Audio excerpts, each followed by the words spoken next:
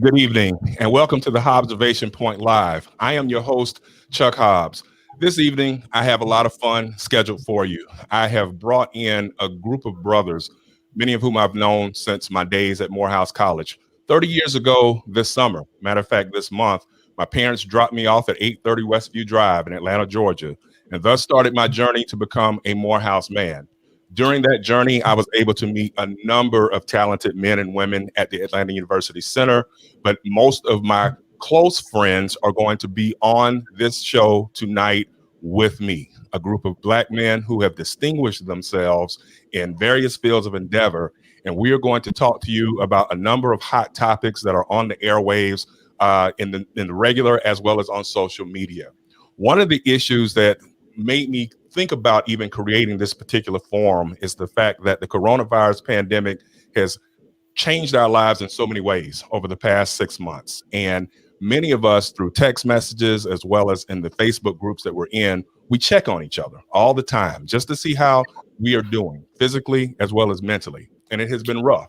And so I look forward to conversing with these gentlemen tonight and allowing you to get a peek into how it is we used to do it on the yard at Morehouse, and in hopes that through our conversation tonight, we can continue the dialogue to help with systemic changes on multiple fronts across America. So with that, without further ado, I'd like to bring in my group of panelists. I have with me tonight Dr. Michael Brooks, Dr. Rodney Allen, I have Jason Hayes, I have attorney Corey Smith, I have Kenneth Tate, I have Allende Waring, and I have Reverend Kevin Johnson. And joining us soon will be Brother Damian Butler as well. Good evening, gentlemen.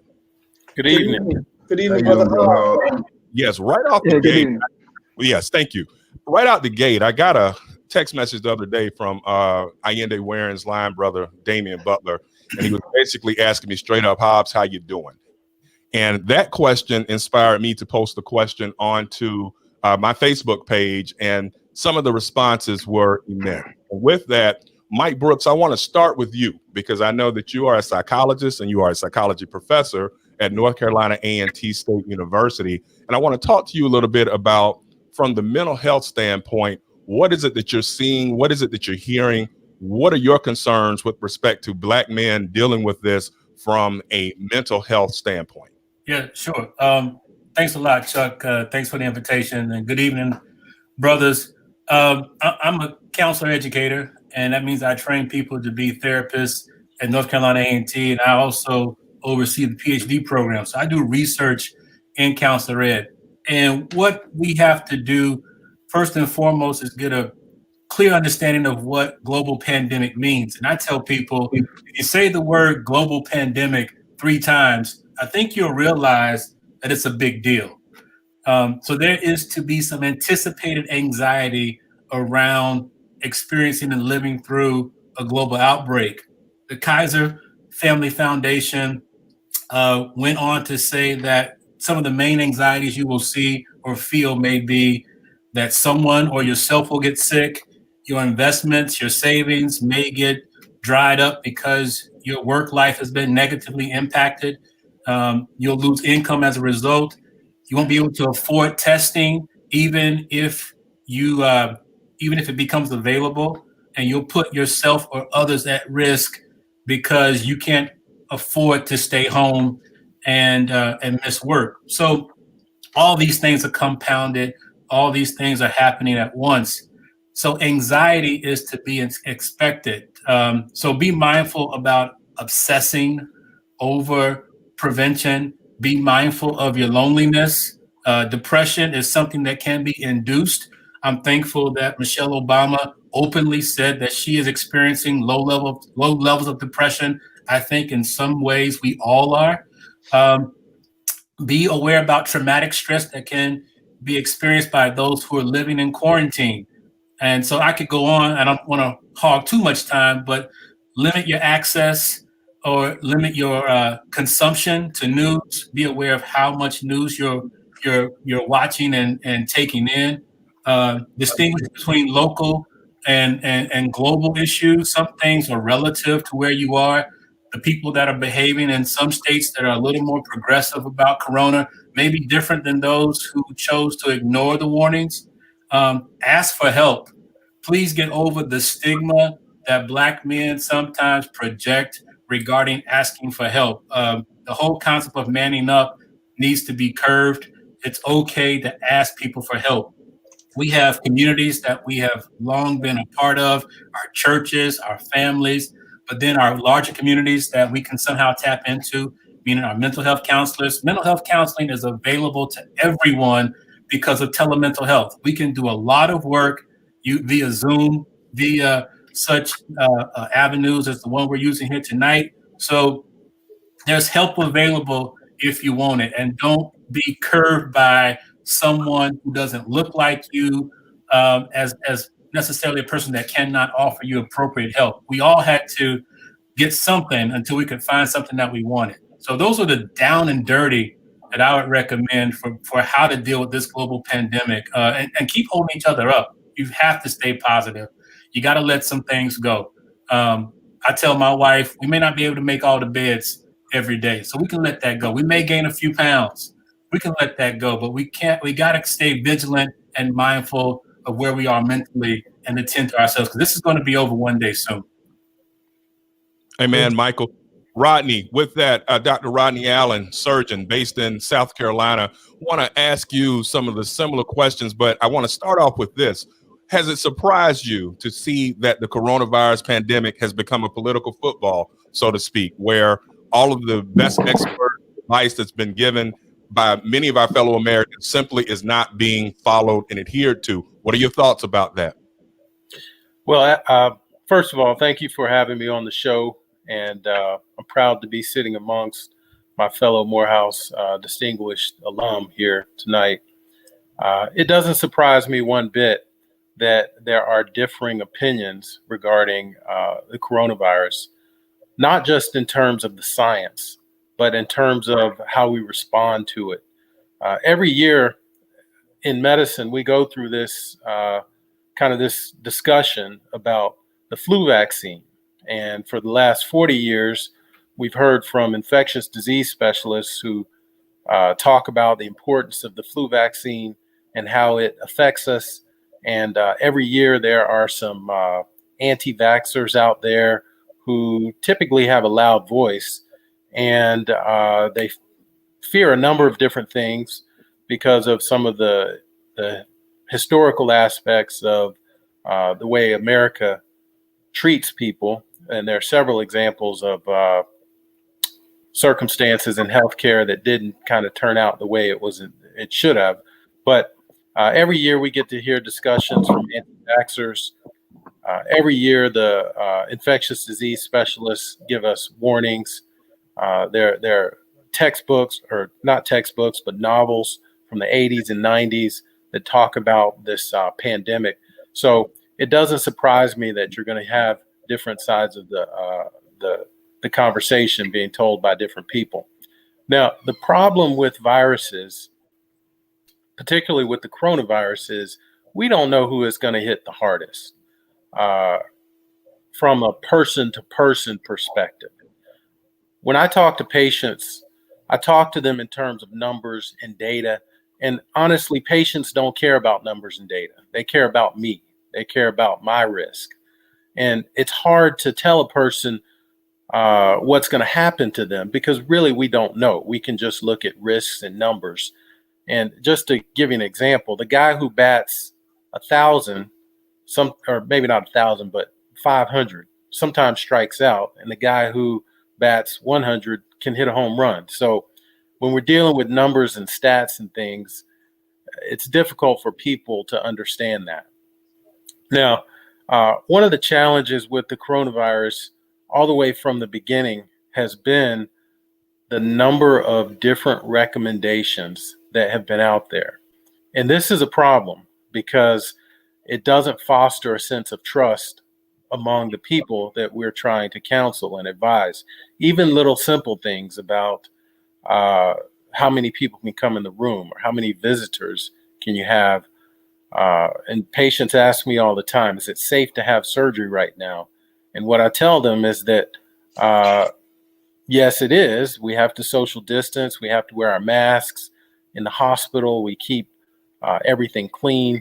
We have a little campaign going on At the hospital where I am, it says not just safe, but McLeod safe. So there's a lot of things out there, a lot of changing pieces of medical advice. It does make it difficult for patients and the general public to understand. Some things we do need to talk about are why does it disproportionately affect blacks? Black men in particular. If you're a black man over 40 or 50, you're at highest risk for having a very bad outcome with coronavirus. Everyone's going to get it. Some people have no symptoms. Some people have minimal symptoms. And then I get to see some people who are in the intensive care unit and dying. And that's the part we really haven't figured out. And because we don't have all the information, there's room for people to speculate. There's room for people to have conspiracy theories. And unfortunately, we don't have a good answer for that at this time.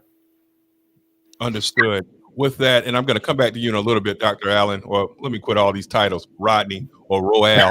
I want to switch to Kevin Johnson, good brother, good pastor up in Pennsylvania. From a spiritual standpoint, brother, what are you seeing? Number one, how are you feeling? And then number two, what have you been seeing over the last 6 months as you've ministered to your congregation as well as to other people in need of help with the spiritual aspect of this coronavirus pandemic? Unmute your mic, brother. Mm-hmm. There we go. Sorry about that. Yes, first, sir. thank you, Chuck, for having this discussion and for connecting me with other brothers from the house. What I am seeing now in Philadelphia, and really as I travel across the nation, is that you have different people who are experiencing the virus in different ways. I mean, I personally have had to go to Texas 3 times, primarily because I've had death in family. Not because of COVID-19, just because people are just getting older, but you have to deal with the fact of getting on the airplane. And so from a church standpoint, I mean, there are many people. What really surprised me the most is how many people are actually suffering because of just food insecurities. I mean, of course, we want to talk about, the psychology of it and how this is impacting people's minds.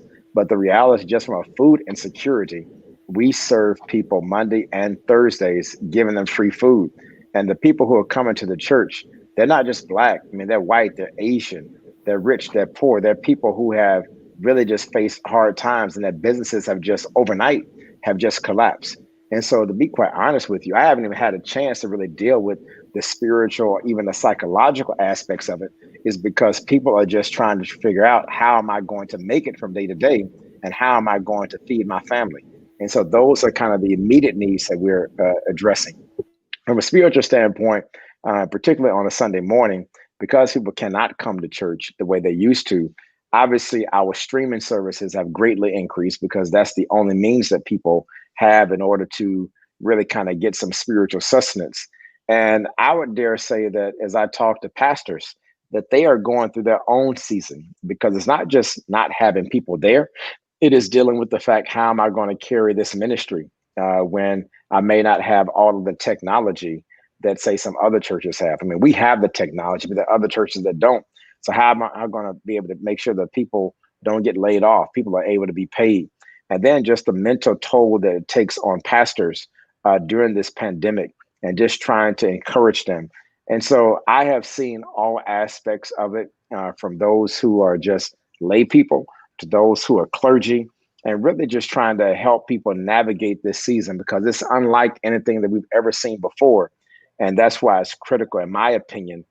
That's why I was there in DC this past Friday for the Commitment March, is because if we are going to get this virus under control, and if we're going to see some true change, in my opinion, it is going to require for us to change our leadership, because the leadership we have now is not taking this virus seriously.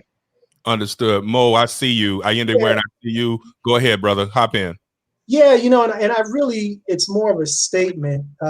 First of all, thank you again, Hobbs, for doing this. Tremendous platform. You do tremendous work. And then, it's great to see all of my brothers that I only get to see maybe once a year during homecoming, where we're sweating out there, sweating to death on the yard, and having a good time in many different ways. Yes, But sir. I will say that each one of the brothers that have spoken have already touched on some very important things, and I want to speak specifically to the clergy brothers. You think about it, and this is something that we all need to do, is uplifting these brothers, and even our brothers on the front line too, like Dr. Allen and so forth. Is we have to make sure that we checking on these brothers and taking care of them. Can you imagine the mental strain that these brothers are under right now? If you're serving a church, or you're overseeing a church and a congregation sometimes of hundreds of people, and they're looking at you for uplift and looking for you to try to help them, and then imagine what they're going through now with what's happening with them. And then we have our frontline workers like Rodney and so forth, who are out there having to perform surgeries and having to deal with all of the things that come with the pandemic, and still having to do their job and save other lives. And I think it's important that we as brothers and we as Black men, and I know someone touched on this already, but it's very important that we uplift each other. And that's what this, I think from this, Hobbs, is a big takeaway that we all can have, is if each one of us made a commitment just to uplift one brother every day, or check on somebody, shoot them that text, I think we would all help each other. And when I say brother, I mean brothers and sisters. You know what I'm saying? No doubt. And Andy, to echo that, at the top of the hour, I made the comment that, I've been doing these fora for a few weeks now, and it hit me. I was like, I have so many friends and brothers from Morehouse, Spelman, FAMU, other HBCUs who are doing powerful work across the country. And so I hope, like our late brother, Lerone Bennett, who used to be the executive editor at Ebony and Jet, he always highlighted Black colleges and universities. I hope to be able to use my platform to do the same. And with that in mind, it's your LB there, Damien, who hit me the other day. And again, he was the first one with the question, how you doing? And it's a simple question, but it's profound, because as Black men, we often don't get asked that by people.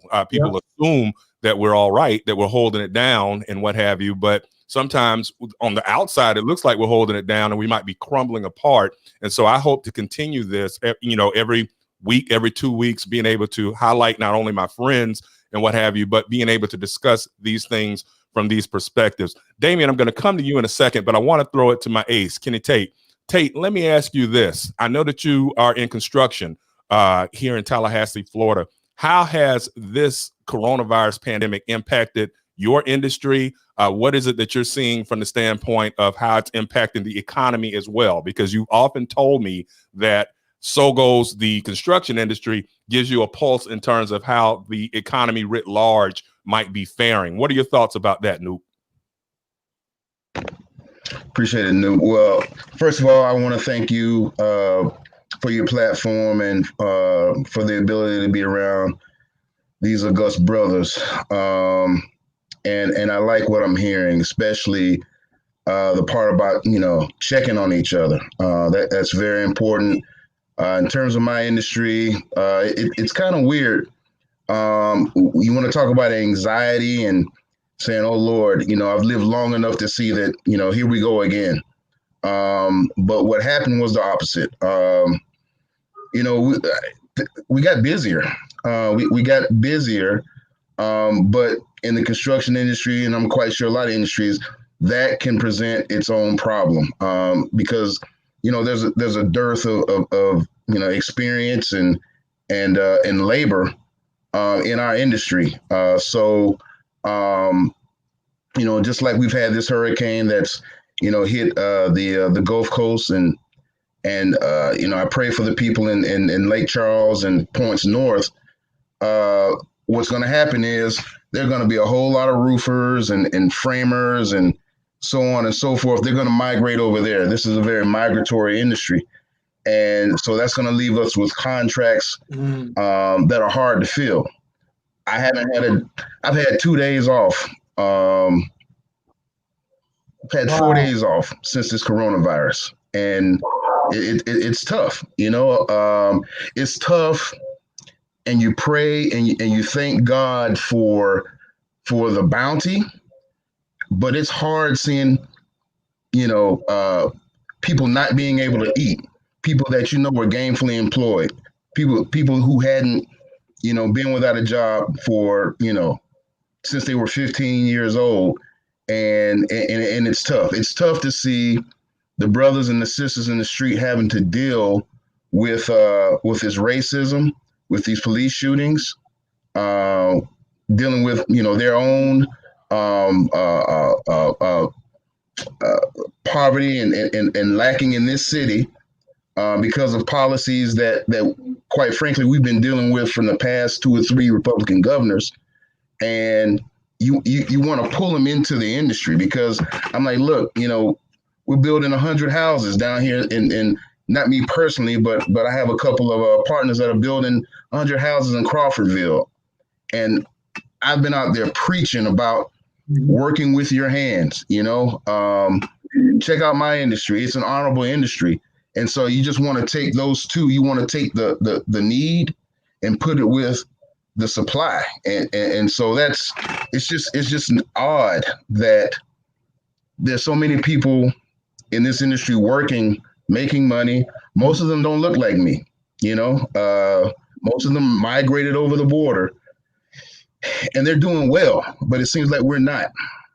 So it's something I think about a lot. I write about a lot, and I'm trying to find a solution for it. But it's one of those things that we deal with in the industry. And in terms of Corona, a little brief story. I'm walking into Publix with my little mask on, the same ones I've been wearing for 10 years, and people looking at me like I'm crazy, like, shouldn't those go to the healthcare workers? They don't understand. We're just like the medical industry. We have PPE. I demo buildings full of asbestos. I have to have this equipment. And so they have to understand that, have some sensitivity to us, because we're essential workers now. The hurricanes and the tornadoes won't stop. So you need us. Yeah. Damian, let me throw that at you, brother. I see you have been trying to get in and being patient. And Corey and Jay Hayes, I haven't forgotten you, Florida boys. But let me get at Damian right quick. Damian, you're the one that started this all, like Luke Skywalker, Luther Campbell, the D that started it all. Go ahead and holler at me about how are you doing? That's the first question. And then number 2, what are your thoughts about the coronavirus PTSD that Black men are experiencing right now? Well, I'm doing well, Chuck, and I appreciate you asking me. We've all been on this crazy road since March, and it's been up and down. And, there's a few that I take away from all of this. I got to thank God that even, it's crazy that since the virus hit and everything's been shut down, my business has actually done really, really well. God has really blessed me. But there's something I've taken away from that, because, God has blessed me my whole life. But when you're in a specific time like a pandemic and you see God's blessings, and then you see so many of your other brothers and sisters not doing well, it kind of starts to kind of pull at you.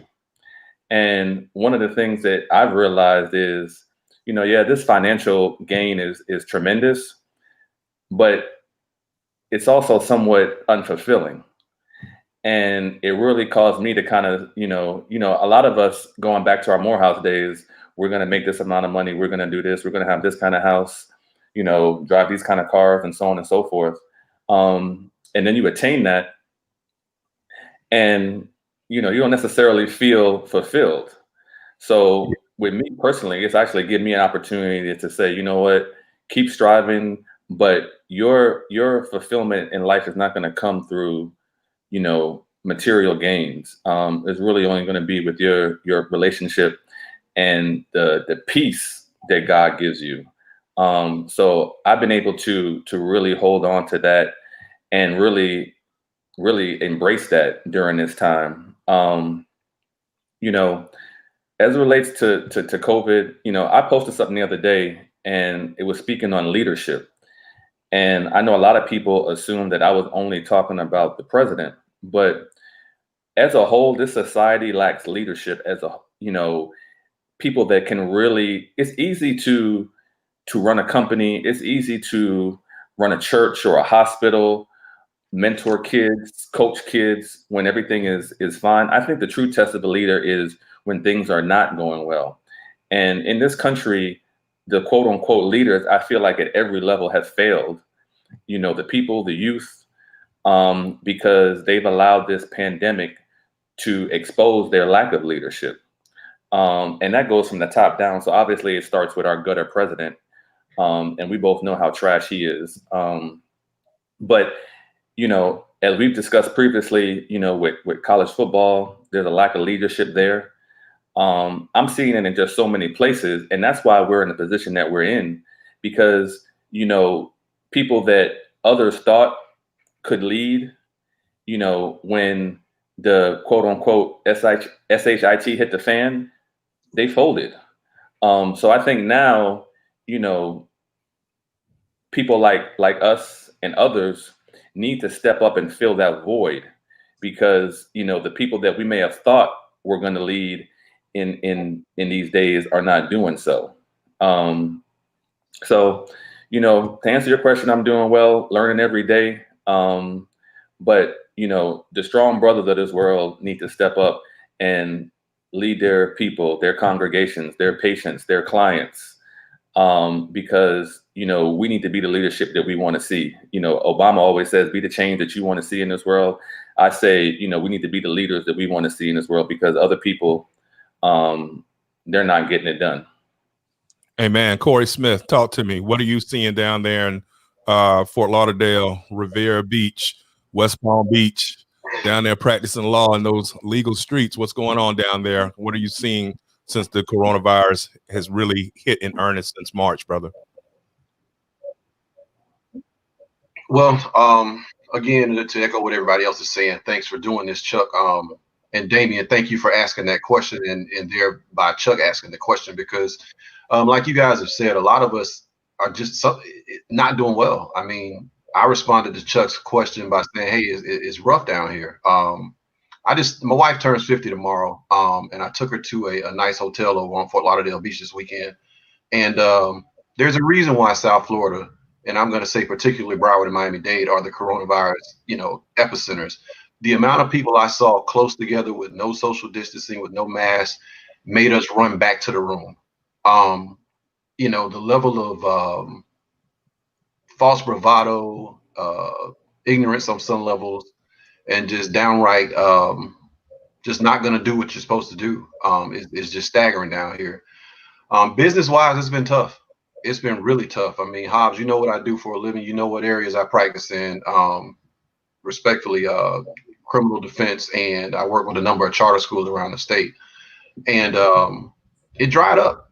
It dried up pretty much. And Damien, I applaud you, brother. You know, God bless you. But I'll tell you, from the other side, from the other side of the tracks, things got kind of rough around here. You know, and I'm going to speak to it from a different perspective, because, you know, I do a lot of work from home because I got 3 little ones here and one older boy across town. So being that work at home parent, having to deal with school, I got coming up starting tomorrow, 8th grade, 6th grade, and 3rd grade. I call it at the crib, at the crib academy, right? ATC. You know, it's tough because you're trying to work, you're trying to get new clients, but at the same time, you got to deal with what's going on with school and helping out with what's going on around the house. And you know, my wife is a yeoman. I can't even begin to say the level of effort she's put forth, because I fall short. I have to admit that. But it's just tough out here, man. It's just really tough. But just like, you know, in the days of, you know, living and having to eat off of Shivers dining hall food, you know, sometimes you had to, you know, sneak a little bread and some cheese and take an iron and a to make you a grilled cheese. You know what I'm saying? Amen. So meaning that sometimes we got to learn how to adjust and adapt. So, you know, things I've done, I've tried to up the charter school side of my practice, and it actually the last couple of months has been better, a lot better. So I can say that I'm blessed in that respect. But again, I mean, that's just me as a solo practitioner entrepreneur. I mean, I can't imagine what it's like for some of the clients that I've had. Some of them who I stay on their cases, they haven't paid me in months. Yeah. You know? Yeah. So, it's just tough, man. So I appreciate the opportunity to share with you brothers, man. I appreciate the opportunity to talk to y'all via social media. Some people say, hey, why y'all guys always on social media? Sometimes it's therapeutic, to be very honest. And Corey, you got to ask them back when they ask you why are you on social media so much. Ask them why are they looking at your social media so much. You wouldn't if you weren't there themselves, right? So yeah, man, we holding it down here, man. I was trying to do this outside, but typical South Florida, it started thundering out the blue, so I'm inside. Right. With that, Jason Hayes, New York City, by way of Duval, Jacksonville. Talk to me, brother. Hey, Duval in the building, man. I mean, it's cool being in New York. It's heartbreaking to see what's going on around the rest of the country because, you know how they say it's blue states and red states and all this other stuff. It really is that, man, because New York was extremely responsible. Immediately got on top of things in March. We've been in lockdown basically since then. Nothing's really opened up to the point where people can feel like they can go out and just do whatever. And I appreciate that. When you go outside, you see, I say 8 out of every 10 people masked up. And it still feels unsafe. I mean, I still don't feel safe. I mean, this is the first time in my life that I feel like death can be imminent for me. It's one thing, like being in the streets, you can put your head in a swivel, but it's another thing looking out for a virus because that's impossible. So for me, luckily for me, what I started doing, and this goes to all you brothers, was like 4 years ago, I came down with shingles. And I went to my doctor, I went through all this battery of tests and blood work was fine, all this other stuff. But my stress level was through the roof. So dealing with my stress was something that I started like 4 years ago. So I started meditating every day. And I mean, I do it every day religiously. And luckily for me, before COVID hit, I started doing yoga just to try it out in December. So now going on about 10 months now, I've been doing yoga, and the difference between, when I don't do the yoga and I don't do the meditation and my stress level, it is amazing. So I implore all you guys, anybody watching, to think about other alternatives, to manage this stress level and Jason, Trump and all those things. And I'm glad to see that you're on the men. And before we segue into a second part, and Allende, I'm going to throw this at you first. When we're talking about men's health, colon cancer, man, we lost a great one yesterday. Yeah. And on Friday, and man, I'm not going to lie, I shared it on social media, and I know you brothers did too. I've dealt with death so much since I was about 8 years old when my grandmother died that I typically can be rather stoic about the topic.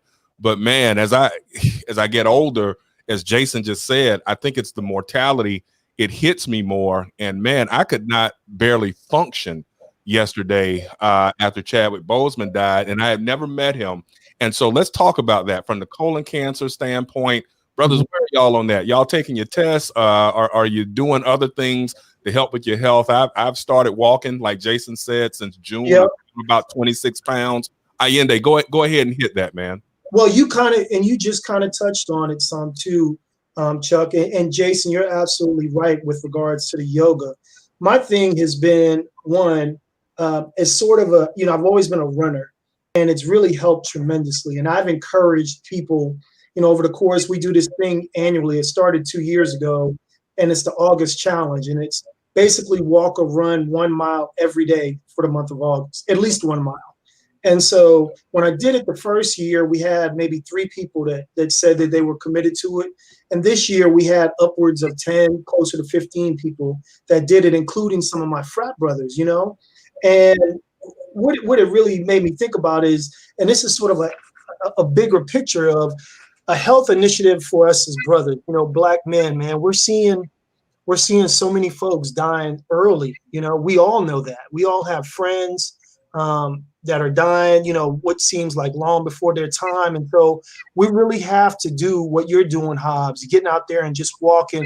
And Pate, I seen you, just getting out there pounding the pavement, and everybody else, Damien, Baby D, I know, He's gotten into his workout routine. He's been doing it a while, but he's gotten more into the cardio stuff. And we have to do that. And we have to take the time and go visit the doctor. I've had a colonoscopy and it was nothing. You know, it was literally nothing. I drank that nasty, you know, I don't want to cuss, but I drank that nasty ish, you know what I'm saying? And I'm not going to get too graphic. I drank that stuff. I was fine. I went to the hospital, man. They gave me some drugs. And dude, I was in there cracking jokes and having a good, having a good time. And then I passed out. And when I woke up, they were like, you know, they were bringing me to, like, Mr. Waring, you can go home. And I was like, I really don't want to go. I feel good. You know what I'm saying? So it's important that we do that. I lost a cousin who's like my big brother, man, and one of my best friends. Him and his sister both, you know, my first cousins, like most of us, are like brothers and sisters. And we grew up together, you know, shared everything together. But he was my big brother. And he had colorectal cancer and ended up, quote unquote, beating it. But in fact, he hadn't. And it spread. He got liver cancer.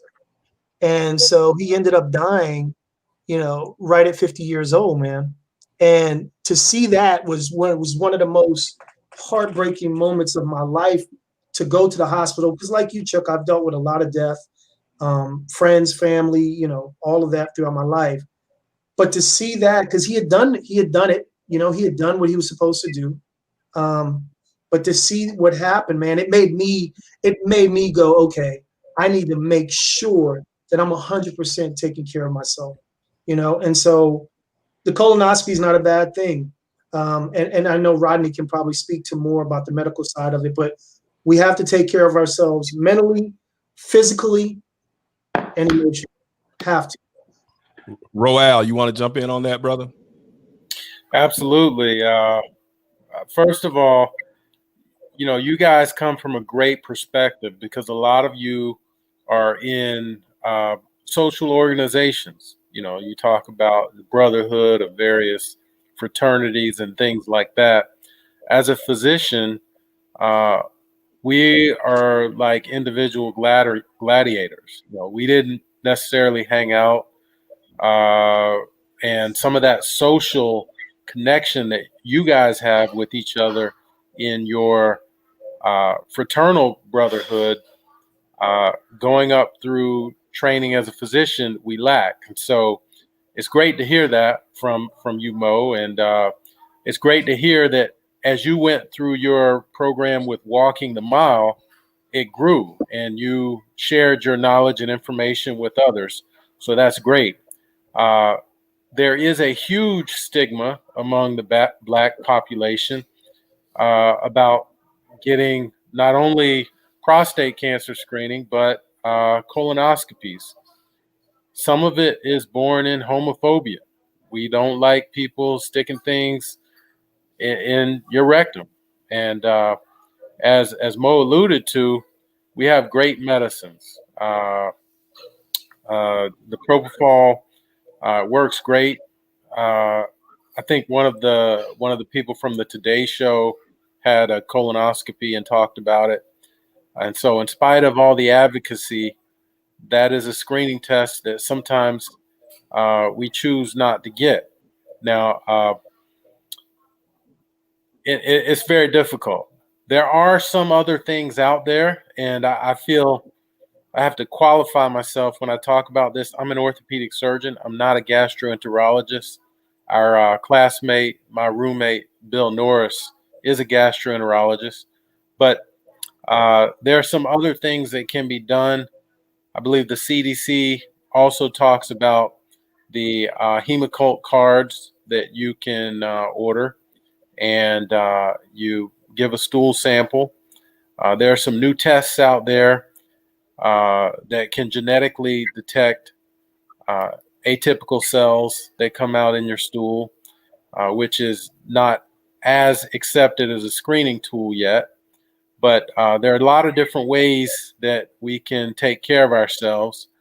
I think the easiest thing to do is to follow the CDC recommendations, which includes colonoscopy screening starting at the age of 50 if you're at low risk or normal risk. That means no family history of colorectal cancer, no family history of familial adenomatous polyposis, and no blood in your stool or irregular GI habits.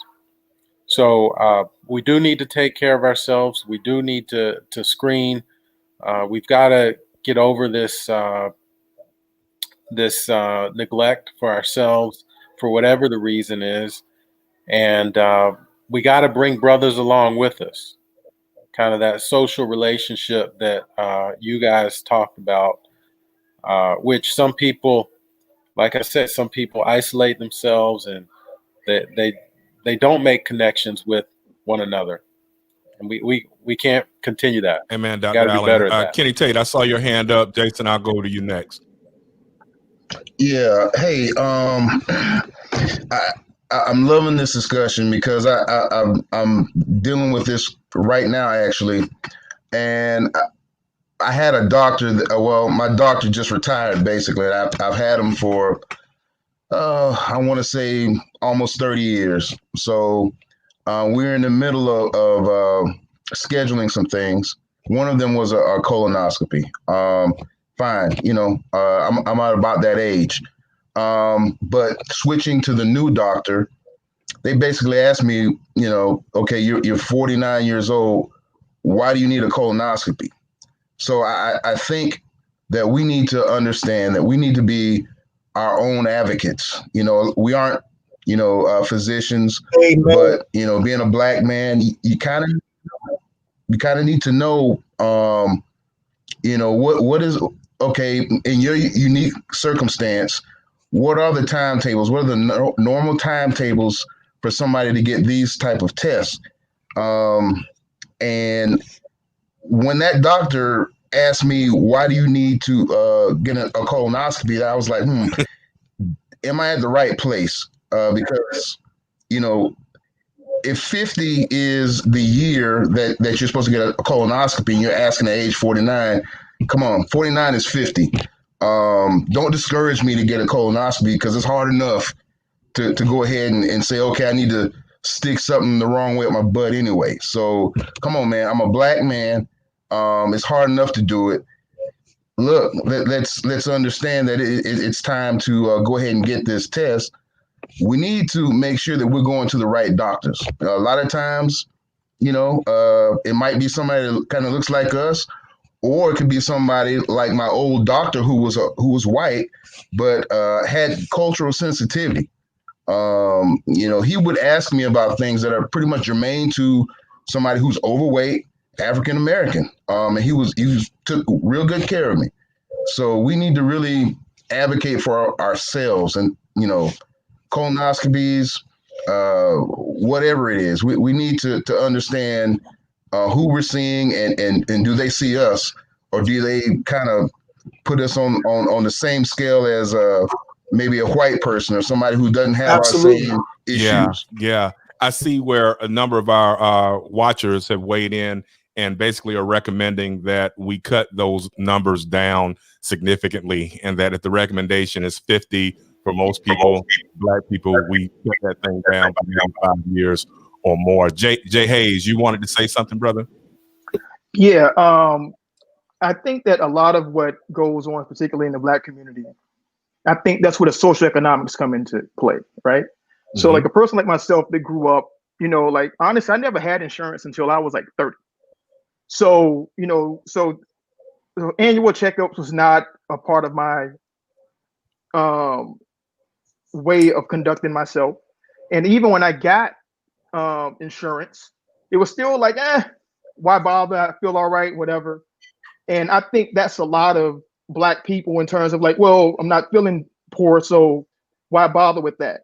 So if you are socially conditioned to not do those things from a very early age, as my kids are, then I think that you end up in a situation where like maybe Chad Boseman could still be here had he been of that mind. I'm not saying that he didn't do that, but one would think that maybe he wasn't going in, for those treatments as well. I mean, even now, my wife rides me to death, to come in and do basic stuff.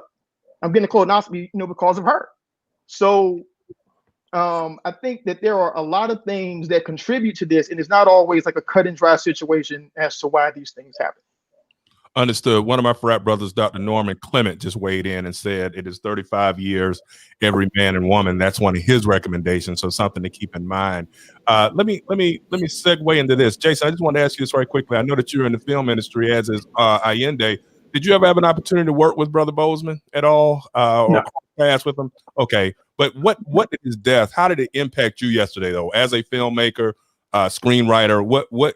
Just talk to our viewers a little bit about the impact of Chadwick Boseman's death at 43 years old. Well, for me, it's devastating, because I mean, he's one of those people who was so versatile. I mean, who brought so much life, to everything that he played.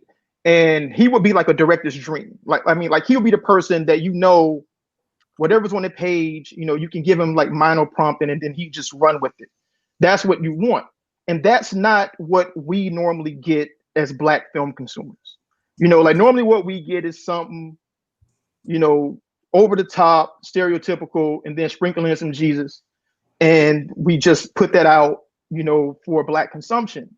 But the reason why Brother Chadwick stood out so much was that he did quality work that wasn't stereotypical in any type way. I mean, he never took a stereotypical track in any way. And so I'm not saying that there's not a place for that other stuff, but that is what we get. I mean, it's like soul food, for film. And so if you're a person with a point of view about Black people and Blackness that does not jive with whatever preconceived notion that white people in these executive suites have about Black people, then it's going to be problematic in terms of getting your stuff made. Amen. Brothers, I'm enjoying this conversation. I want to segue right quick into a second topic here. And obviously we can jump back and forth as you see fit if there's something that you just have to get off your chest. But I want to talk about, and Kevin Johnson, I'm going to come at you first with this. And then Corey Smith, I'd like for you to follow up. Social justice. This year, we've dealt with so many deaths as we do every year. Seems like every week, a new hashtag, from Breonna Taylor to Ahmaud Arbery to George Floyd. We all watched that despicable video. We all saw Ahmaud Arbery getting shot after he was run down by a group of wannabe cops. It takes a toll on all of us. It is the original pandemic, racism, systemic racism. With that in mind, there is such a tremendous push afoot to try to make some structural changes in how law enforcement reacts to us. That's why I want to start here with Kevin and then shoot it over to Corey. What are your thoughts, gentlemen, about that fear that I know we all have, even though we are degreed professional Black men? Each of us, when we crank our cars up, we wonder whether we are an improper lane change away from being the next hashtag. Kevin Johnson, take it first.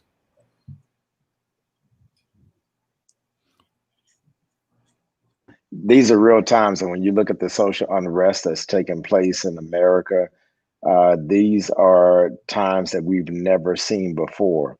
I mean, we look at someone who spent today the majority of his morning sending out 80 to 90 tweets talking about what took place in Portland last night and how his protesters he basically validated why they could go and do what they wanted to do.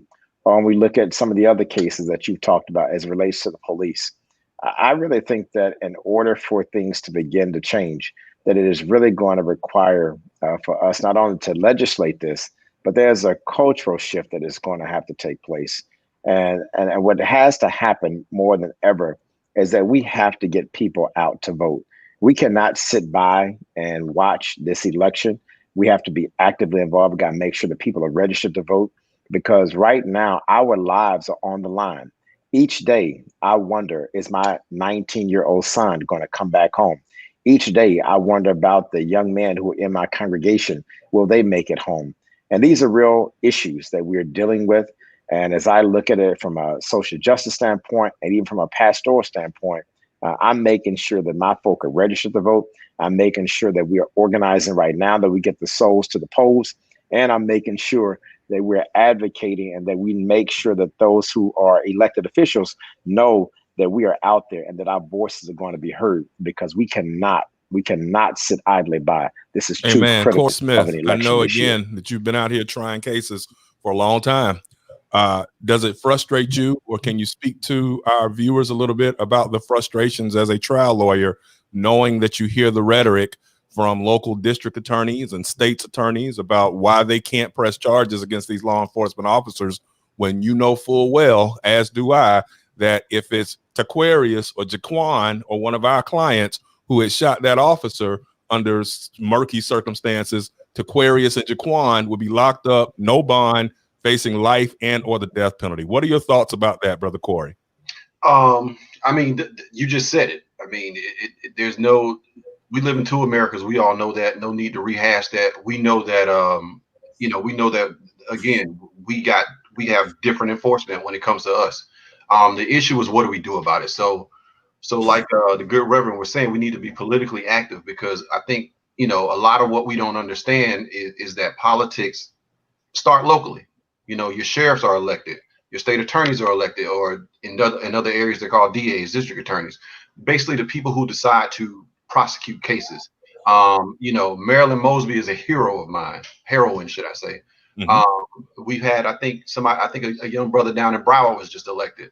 And there's some, and I think a young lady in Atlanta. Am I right about that? I'm not sure, but there have been those of us who have been running and winning these offices, and we got to, number one, stop our fear of prosecutors.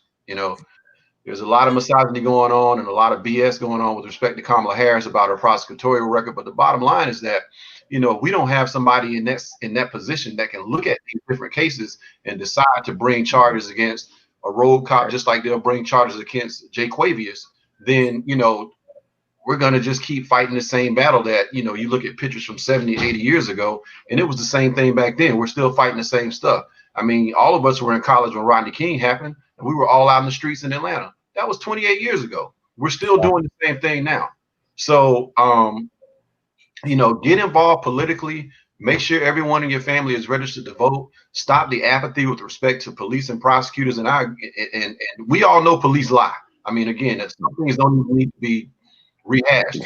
Chuck, you and I have read thousands upon thousands of police reports, and they lie all the time. I think finally the public is coming to some understanding of just the magnitude to which that they do lie. But if we don't do anything about that politically, nothing's going to change. So. And Corey, I just would add for the record that while you all were out there rioting and protesting and looting riot, I was actually in Kilgore Hall leading Bible study. Yeah, okay. Right. Right. I got a question for everybody. Go ahead, Ayinde.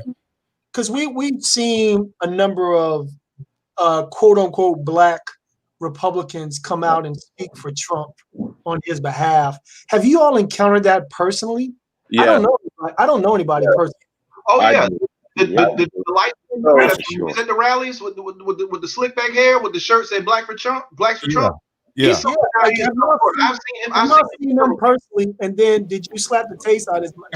I never got close to him. I just saw the dude. So let me say this, and this is something I've been engaged in all week. There's a guy that I know. His son plays football, and I've known him for some time now, and he's a Black Republican. And I go on his page a lot because that's my only outlet to confront some of this. And that's another thing that I wanted to get to. Obviously, we all need to exercise our right to vote and bring as many people along. We've got a lot of men of the House that are doing great things in the House of Representatives, like Cedric Richmond. We've got an up-and-coming young brother. Some of y'all may not know about. He's a Yendes and our chapter brother of Morehouse. His name is Chris Hollins. He's currently the Harris County City Clerk, which means he's overseeing the election procedures in the city of Houston, which is one of the largest cities in this nation. Chris is, JD, Harvard. No, excuse me, Yale and MBA at Harvard at the same time. Wow. We call him Baby Barack. All right. But he's going to go far. But also, some of us, you also need to take our part in I think a lot of times we live in our own bubble and don't understand the evil in the world around us. And, you know, we need to call it what it is. You know, I've got some friends that's, you know, just because I'm a Trump supporter doesn't mean I'm a racist. And I tell them, no, you are, because, you know, his racism is not a disqualifier for you. And when you see people that are intelligent, self-made people supporting this idiot, then you know the reason that for your support is not intellectual. It's because he brings about a certain feeling inside of you that makes you feel good about yourself. Now, getting back to our Black brothers that are supporting this, you know, I have a theory on Black Republicans. It's that, especially you know, those that support Trump on social media, they've got a disconnect in their own lives, and they enjoy the attention that they get on social media from supporting Trump, because they're used by the white racists on social media to say, look, he's saying the same thing I am, so how can I be racist?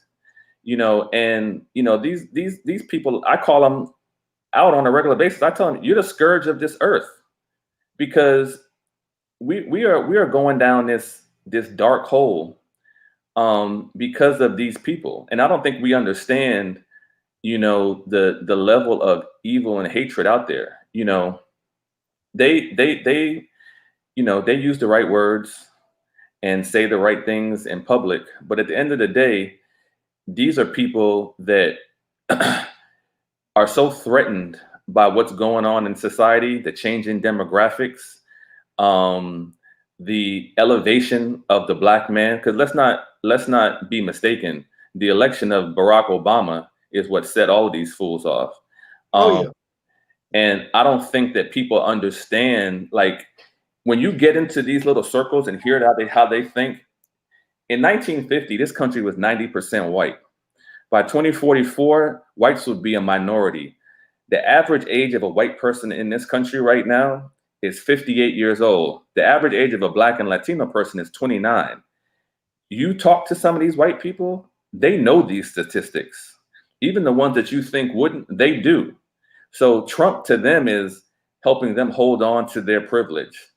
And we've got to nip all this stuff in the bud, you know. So voting is great.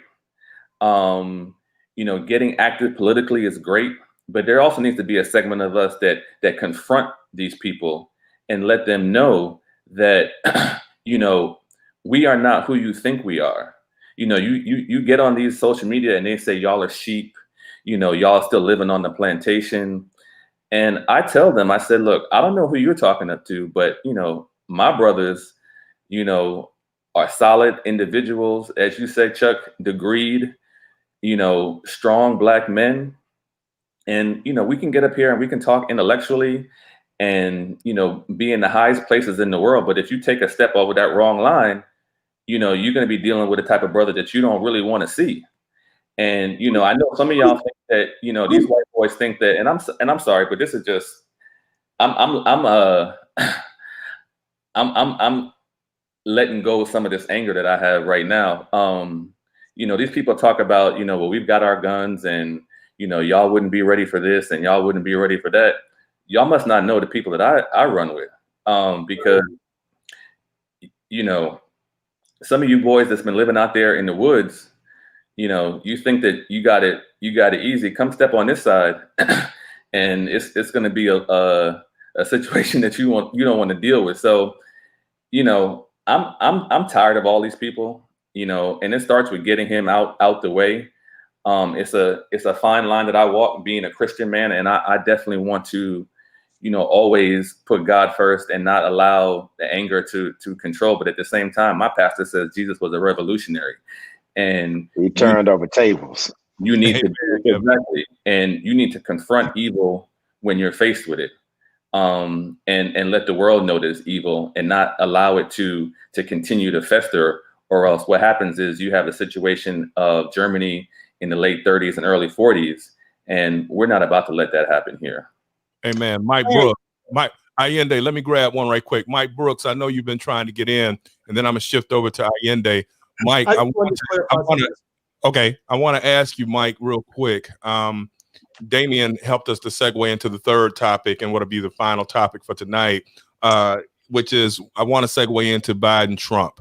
And I want to specifically talk a little bit about our sister Kamala Harris. Now, out of the 9 men that are on this virtual conference tonight, 7 of us are members of the Divine Nine organizations. I believe we've got 3 Nukes, we've got 3 Omegas, 1 Alpha, and a couple of brothers of the GDIs.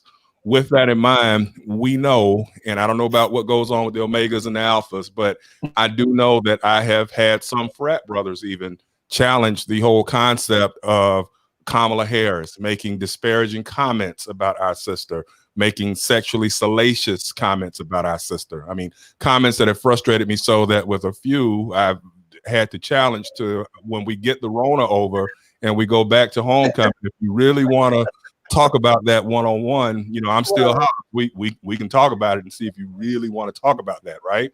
But having said that, what can we as Black men do? A lot of our sisters have challenged us. We know the sisters are going to ride hard for Biden and Harris. We know they're going to be at a 90-some-odd% clip or better for the Democratic ticket, but we can't negate the fact that Black men, about 14%, supported Donald Trump. And then when you add the added factor of all of the rank misogyny that I have read and heard from some Black men about Kamala Harris, what, Mike Brooks, I want to start with you. What can we do to push back against that narrative to show, number one, that, you know, it is in the collective best interest of Black people to support the Biden-Harris ticket, and then number two, to support our sister, an AKA a Black woman, a graduate of Howard University, who does not deserve any of the disrespect that I am seeing from, sadly, Black men. Take it away. And just to add, you know, probably equal to all that, she's qualified and well-deserving of the opportunity to be president and now vice president. But I want to go back to what Damien said.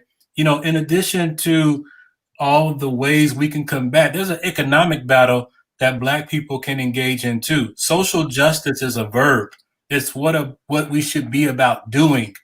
If Black people were to just form their own country, we would be the 15th wealthiest country in the world. We have economic power. If people are mistreating us, don't do business with them. Find someone else to give your dollars to. We can make a difference in so many ways until we get to the voting polls and even after we leave them. Thank you for that. Now, to answer the question, Chuck, you know, anytime we are disunified, the enemy wins.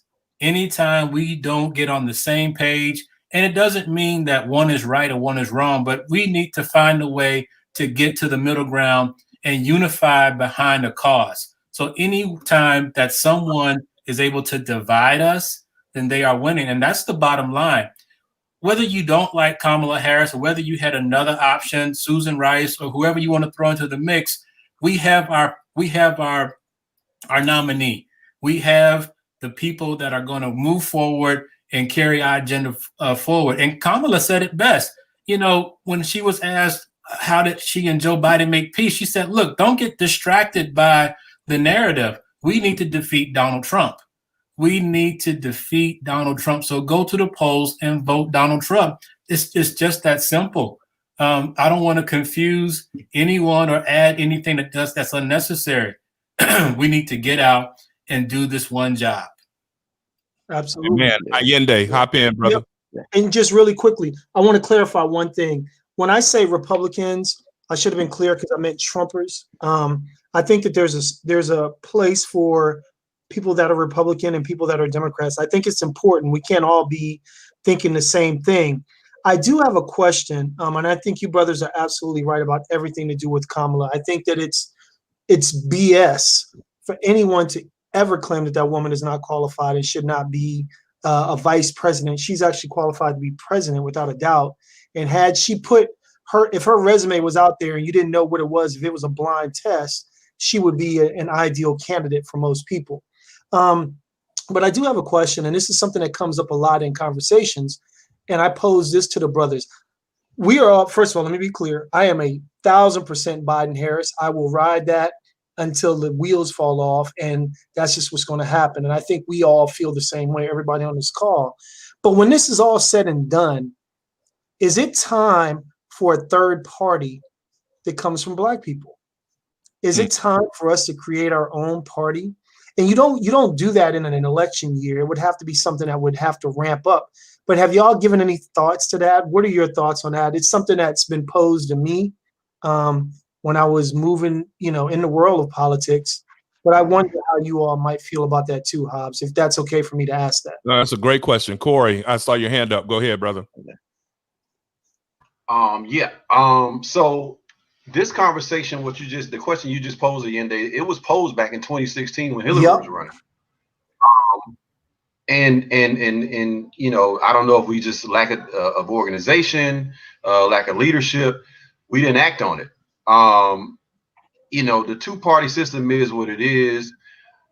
Do we need to create a third party? I would like to see it change. I'm just like the rest of y'all. I want to, we feel crapped on by both parties sometimes, a lot of times actually.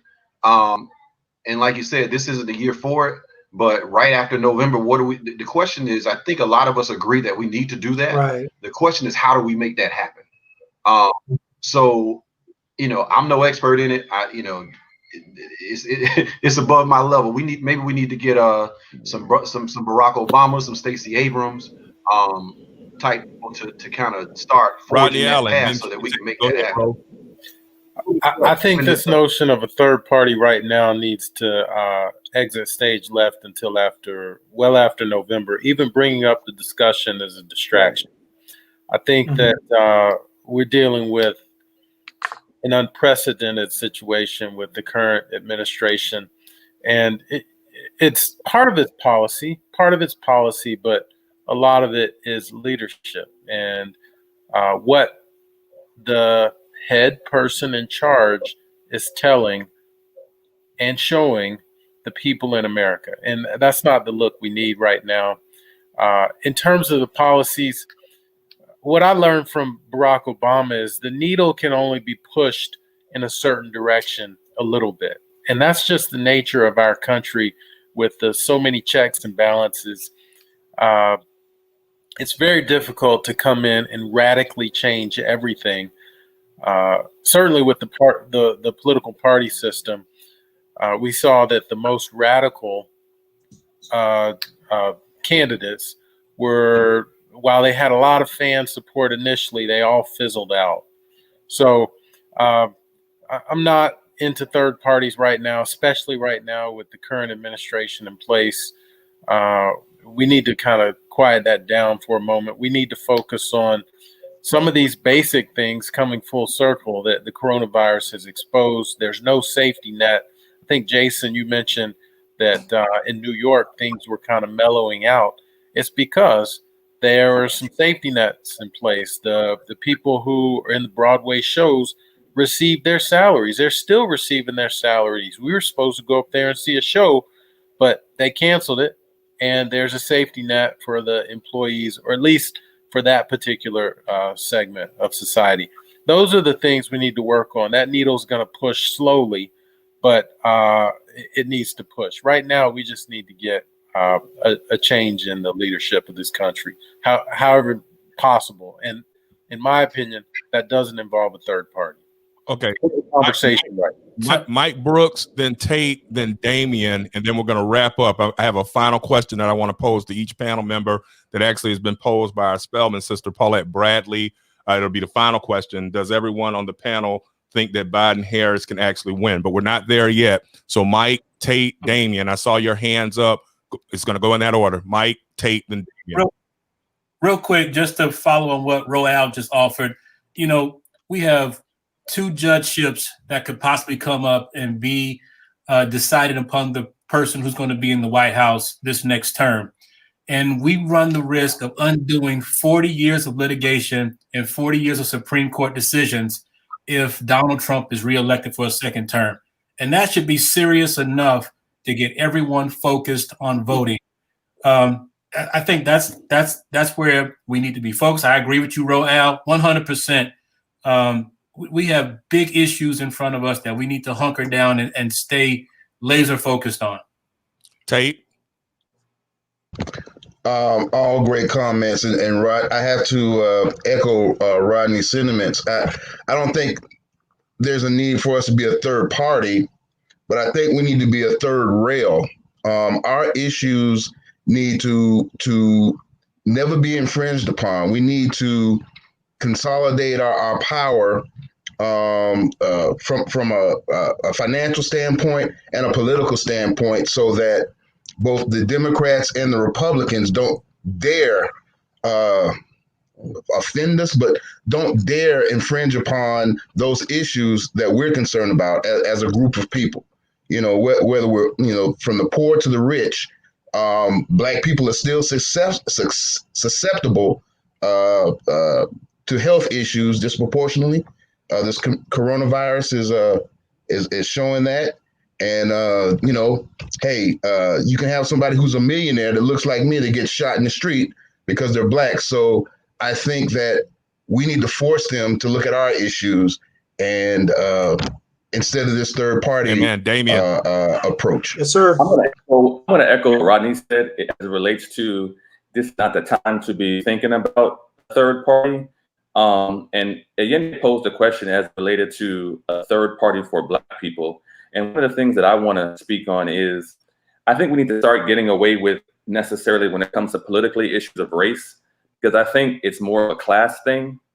You've got, you know, poor white people in this population that vote against their interests. You've got Hispanic people that vote against their interests. If we can somehow coalesce, you know, these people together to form a political power base that can hold both parties accountable, that would be great. And even, you know, people like us who are Black, yet better means, you know, we all have people in our family who are not. So, you know, my opinion is, you know, Black people, no matter how successful you are, you know, you've got somebody in your family who is not, that you're responsible for bringing up. So we're always going to need to side on the side of this with a lower class of people, not a higher class of people, because, you know, everybody for the most part is self-made. We're not like this president, you know, who I have to say is the single biggest loser of revenue in the history of this country, and still, you know, has failed in business. We're not like that. We're self-made men, which means we've got a responsibility to the lower class and to align ourselves with the lower class. And if we're able to coalesce that coalition to form a power base that includes, you know, poor whites, poor Hispanics, and, you know, all people who are not of means, then we can really kind of come together and get something done. Amen. And with that, brothers, I appreciate you. We're going to finish it up now with the last question. Again, moving forward, can the Biden-Harris ticket defeat Donald Trump and Mike Pence this November? I'm going to start with Mike. I'm going to go clockwise until I come back and I'll get the final word. Mike, what are your thoughts about November 3rd? Absolutely. They can win, but they won't be able to win if we don't get out and vote. Amen. Rodney Allen? Absolutely, yes. I think they can win, have to get out and vote. We need to be very, when I say we, the Democratic Party needs to be very strategic about how they approach this.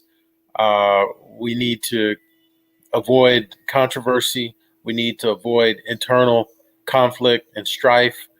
We need to find common ground with a lot of the people who might be in the middle. We need to get out, get Black men out to vote. I think if you truly look at Kamala Harris's record without all the negative media attention, she's really what you want. You want someone who is going to prosecute criminals and then also create programs to help. And if you analyze her record, that's what she's done. Amen. Kenny Tate? Allowing Donald Trump to become president for a second time is the downfall of this country. It's simple as that. You need to get out and vote. You need to protect your vote. This is asymmetric warfare. So in the next 60 days, you don't know how it's going to happen, but there's going to be another attempt to disenfranchise you. Okay, we know about the post office. We know about purging the rolls. Look out for the next one. Protect your vote. Amen. Damien. Absolutely, they can win. We need to get that Obama coalition back to the polls in numbers the way they didn't come out for Hillary. I think we need to knock off about 3 to 5% of those that voted for Trump of Republicans. And I think that there needs to be a little bit of a greater push on the side of the Democrats to get the what they call now the Latinx community more involved. Let them know that they're part of this campaign. And Biden just needs to realize the mistakes that Hillary made in terms of not visiting Michigan, not going to Wisconsin, and be a little bit more active. And I think, Kamala is going to be who she is. And, we all know Mike Pence doesn't stand a chance against her in the debate. She's going to bring, I believe, Black women to the polls in numbers the same way that, the Democrats were able to defeat and win the Senate campaign in Alabama, of all places, on the strength of Black women. I think that that's going to be the case here. But we got to be vigilant. You can't assume anything. And like Brother Tate said, protect your vote. By all means, make sure that it's counted. And, I'm confident, cautiously confident, but, we can't endure another 4 years of this. And I just believe that if this nation is to survive, that, it has to be a Biden-Harris victory. And everybody, including the brothers on this panel, need to do everything within their power to make sure that comes to fruition. Amen. Kevin Johnson. Absolutely, Biden-Harris can win. One, Biden is prepared. He knows what it takes to be president of the United States. Kamala is prepared. When you look at her record, how she has been an executive. She's been a person who has had key positions when you look at the state of California. And then when you look at the numbers, when you look at the conventions last week and the week before, the Democrats, they outpaced as it related to ratings. So that is clear that more Americans are interested in Democrats than they are in Republicans. But we do have to make sure people get out and vote. And what I am excited about is the fact that I feel like Biden and Harris, they are building really that coalition that is going to be required to win. White people have voted for Republicans consistently since the 1960s. And so he does not have to win all of the white vote, but he does have to make sure that he gets enough of every other vote in order to win. And he's chipping away at the suburbs. He's chipping away at white women. And I feel very strongly that Biden-Harris, that ticket is a winning ticket, and we'll see victory November 3rd. Amen. Yende Waring. Hey, absolutely. Absolutely believe that they can win. This is the time for us to win. You have to spend this next 60 plus days running scared. And every campaign that I've ever seen or every campaign that I've ever been a part of, that's sort of been the mantra. We should be confident for sure, but you should absolutely run scared. And by running scared, I mean, you're the first to get there, the last to leave. You're everywhere. As Damien mentioned, you go to the places where Hillary Clinton did not go in 2016, and you're there. You form these coalitions, as Kevin just mentioned. You make sure that we're fostering those.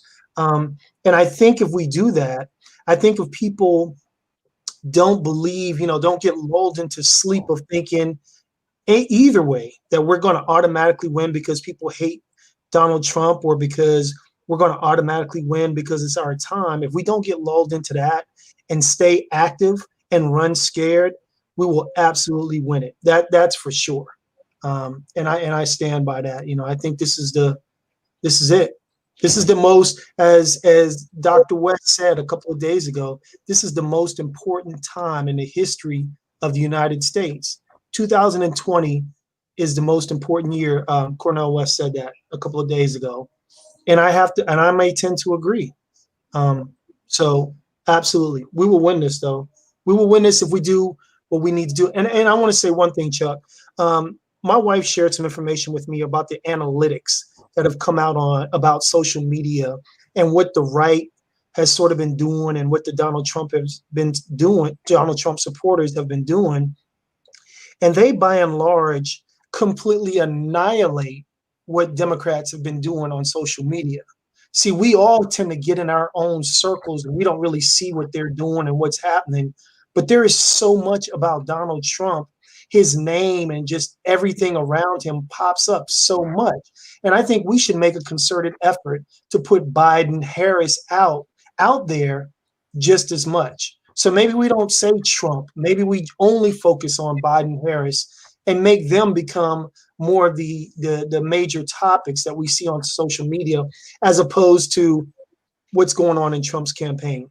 Just something to share. Jason Hayes. Yes, sir. Of course they can win. I believe that they will win, but I think people are sorely underestimating how much support Trump actually has. And I'm not just talking about from poor working class white people in the South. I'm talking about he has support across this country in ways, from people that you would never assume are supporting it. So even though the polls are showing one thing, the polls showed the same thing in 2016. So what I want to see from the Democratic Party moving forward is that we all know Trump is terrible. Like he reminds us every day of how awful he is. And to base your campaign solely upon how awful Trump is a waste of space. You need to give people something to go vote for. And you want to bring in, people into the process who otherwise might not want to vote. And honestly, from where I'm sitting, any person who thinks that Trump is equally viable as Biden is a waste of time off the top. I mean, I just don't think that there's any middle ground at this point between, a Biden supporter or a Trump supporter. I think everybody's booed up right now. So will they win? I hope so. And I think they will, but I don't think it's going to be as easy as a lot of people think. Yeah, absolutely. They can win. And I think they will. The thing is that we got to do what we got to do on our levels, locally. I signed up for voter protection this past week. Excellent. What's going on, and most of y'all are Florida boys, so y'all know we live in a pretty unique, I'm not gonna say unique, but it's a really diverse state. It's really about 4 states wrapped up into one. I like to call myself a citizen of the great state of South Florida. And as y'all know, we are northeast on the coast, 10 miles inland, we are deep south. And the amount of Confederate flags and Trump flags I see every day is crazy. And I think, because we've got a large Black immigrant population here in South Florida, we've got to educate them on not only the history of what's happened in this country and its relationship to voting, because I think we get a lot of people who get disillusioned on voting because it doesn't do anything for me, or I'm not going to focus on that. When the bottom line is that, we've said this on social media, we got Ruth Bader Ginsburg hanging on by a string.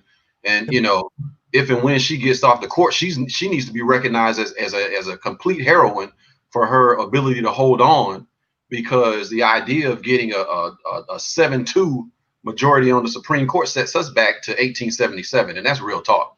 And I don't think enough people really understand that. So to your point, Jason, we need to give people something to vote for as opposed to trying to scare them into voting for Biden and Harris. I think that we got to keep educating people on the necessity of not only making sure that those 2 court appointments get filled by a Democrat, but also the fact that, the lower courts have been filled by 200 Trump appointees over the last 3 years.